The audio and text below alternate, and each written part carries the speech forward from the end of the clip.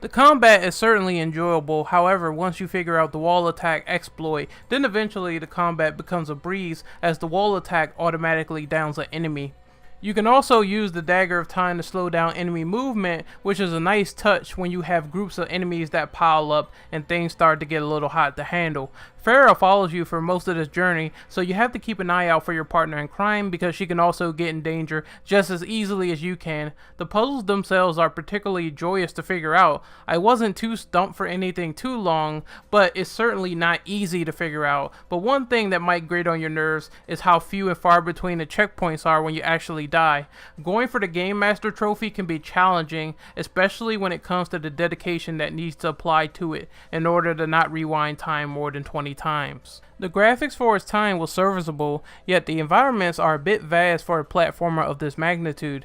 The levels are intricately designed with almost every nook and cranny as an important factor to avoid traps, climb on material, and swing across to avoid hazards from every area, and the secret whereabouts are awe-inspiring to look at or cleverly hidden. India looks incredible, and the design team at Ubisoft deserves every bit of credit for the hard work they put into the animations that looks really good when the prince is scaling something or clambering about.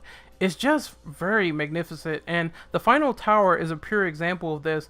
What you need to do to get at the top of the tower is something amazing about that level of detail as a multi-layered level where it's just not from point A to point B. You have to go from point A to point B to point C to point D. You have to do a lot of things to really prevail in this one level, and there's a lot of words you can call it, but I call it beautiful. The HD port cleans up a lot of the graphics and textures to make them look sharper, more detailed, and pop out, but if there is a lingering negative, it certainly will be the audio design in this package. For some reason, the characters in the HD version of Prince of Persia Sands of Time speak at a painstakingly low volume when it comes to cutscenes. I had to boost my sound setup because I couldn't comprehend the thing that was going on during cutscenes because the audio was so low. If you want to do yourself a favor, then play the original Prince of Persia Sands of Time to immerse yourself a little bit more in the story, just a little bit better, because you'll be able to hear the cutscenes more naturally.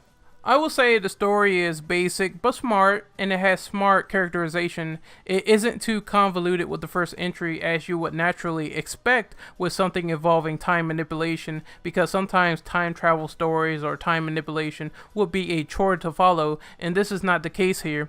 The prince is simply tricked by an aging visitor of a local area in India, and he decides to take his father's men to attack a palace as a part of a devious plot from the visitor to prevent his own death.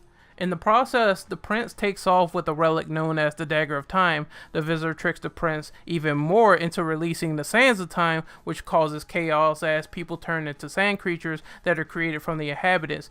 Now it's up to the prince to undo his mistake with releasing the Sands of Time alongside Farah following him for this journey. The plot is basic, but it screams adventure. It has a sensible wit and some likable characters into the mix, and you want to see where this one goes right from beginning to end. Despite some weird sound issues and some easy combat, this game was still a blast to play. I give Prince of Persia: The Sands of Time a B-.